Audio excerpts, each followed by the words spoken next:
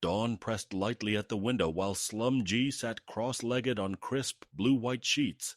The hotel room's silence broken only by the slow drip of condensation from a half-empty water bottle. In the mirror's hush, he watched himself stretch and wondered if the faint afterimage behind his eyes was just sleep clinging or something from the other side still watching back. The blue-white sheets pressed cool against my ankles as I reached for the water bottle, condensation tracing uncertain maps across my palm. Somehow the chill felt both grounding and not quite real. In the glass, my reflection shimmered at the edges, as if I'd caught the tail end of a dream slipping out the door, leaving only that familiar hush where the world and whatever waits beneath it softly overlap. The blue motorcycle gleamed too bright under the sun's hard gaze, and beside it, the orange-haired Pilgrim looked up, a flash of wary recognition passing between us, as if we'd met somewhere deeper than the waking world. He pressed a yellow-wrapped bundle into my hand with silent urgency, his cracked lips parting just enough to murmur a warning I almost didn't catch.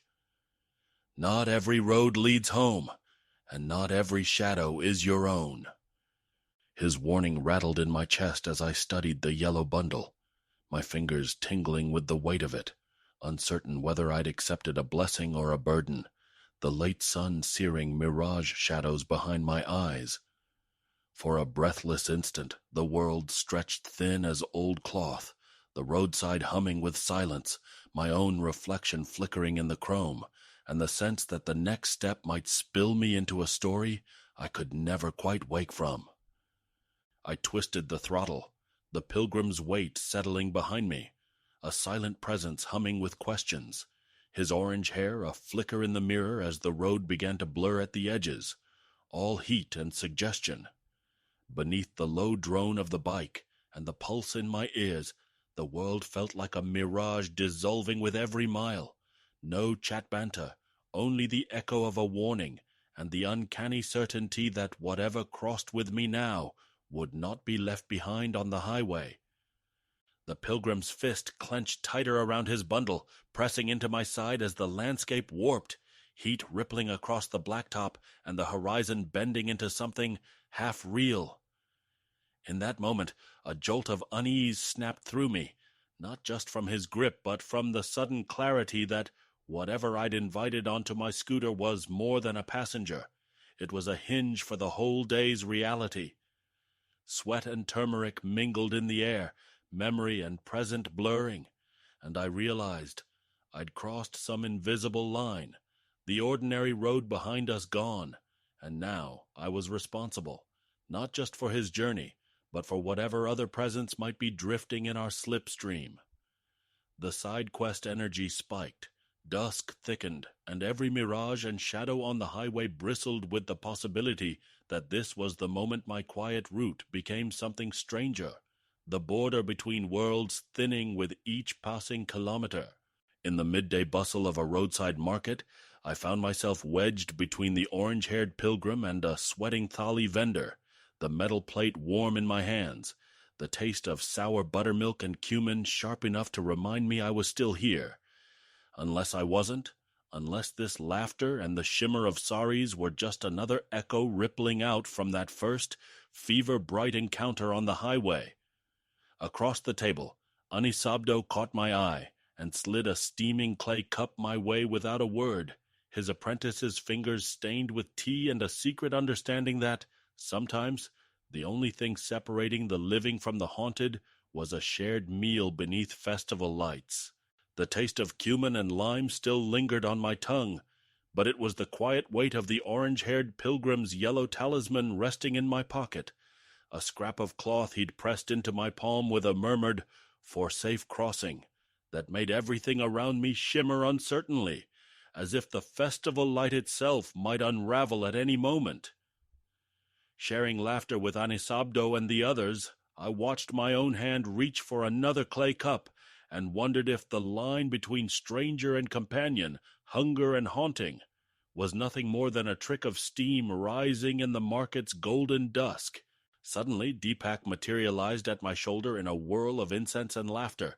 his grin a crescent moon reflected in the dregs of my chai, and the band's wild, scuffed rhythm seemed to summon something both ancient and digital, a fleeting moment where the street pulsed with chat's unseen energy, and every note felt like it might tear a seam in the night.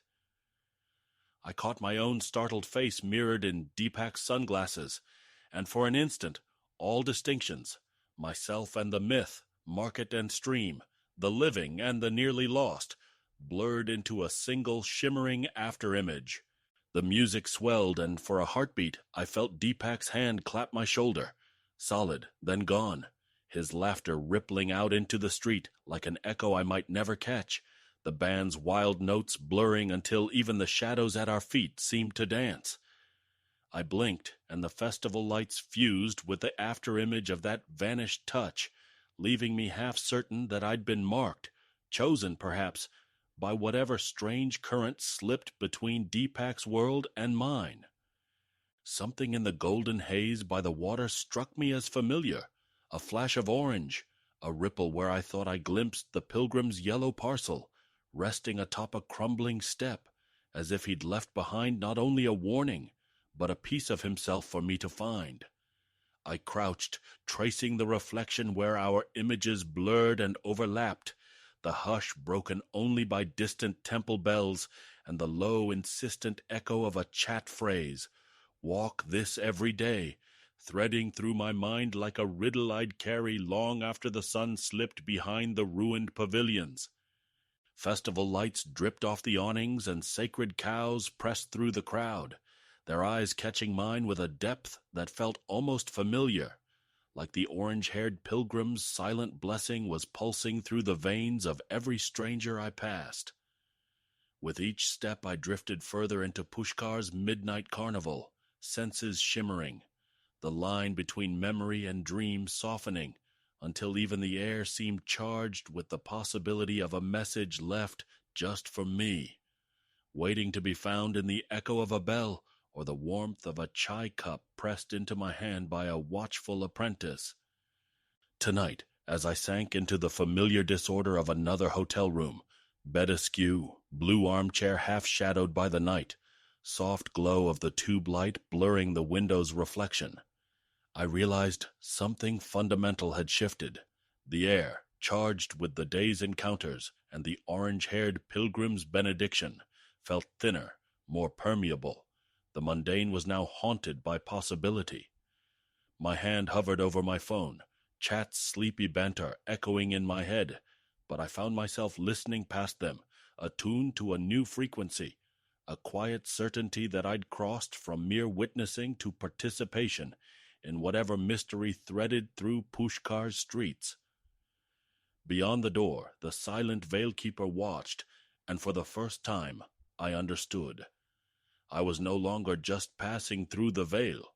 I was choosing to notice, to let the strangeness in.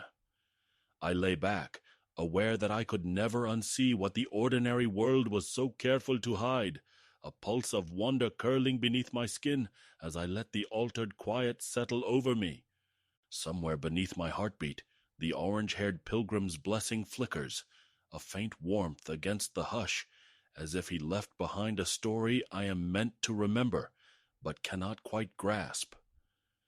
The world feels strange and slippery with afterimages now, and I close my eyes knowing that when I wake, the taste of this day, the roadside omens, the festival's shimmer, the veil-keeper's silent vigil, will haunt the soft edges of morning, daring me to notice what is never fully gone.